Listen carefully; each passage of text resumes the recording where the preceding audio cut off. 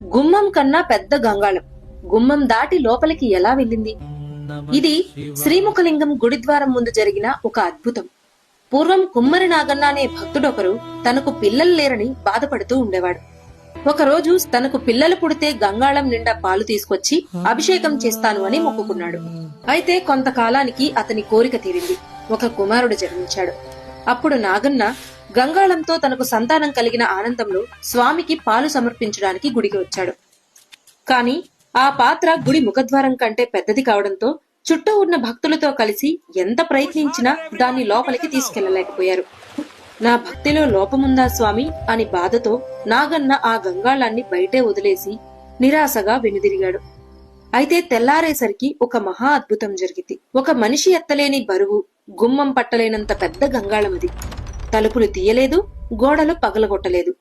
అయినా అంత పెద్ద గంగాళం గర్భగుడిలో శివలింగం వెనుక ప్రత్యక్షమైంది. ఎవరు తీసుకెళ్లారో, ఎలా వెళ్ళిందో ఇప్పటికీ మిస్టరీగానే ఉంది. అందుకే ఇక్కడ సంతానం కోసం మొక్కుకుంటే తప్పక తీరుతుందని పాలు, బియ్యం, ధాన్యం, పండ్లు పోసి భక్తులు నమ్మకంతో మొక్కుకుని జరిగిన సంఘటనలు ఎన్నో. మీరు శివయ్య భక్తులైతే ఓం నమ శివాయ అని కామెంట్ చేయండి. ఇదే మన శ్రీకాకుళం శ్రీముఖలింగం మహత్యం. ఓం నమ శివాయ.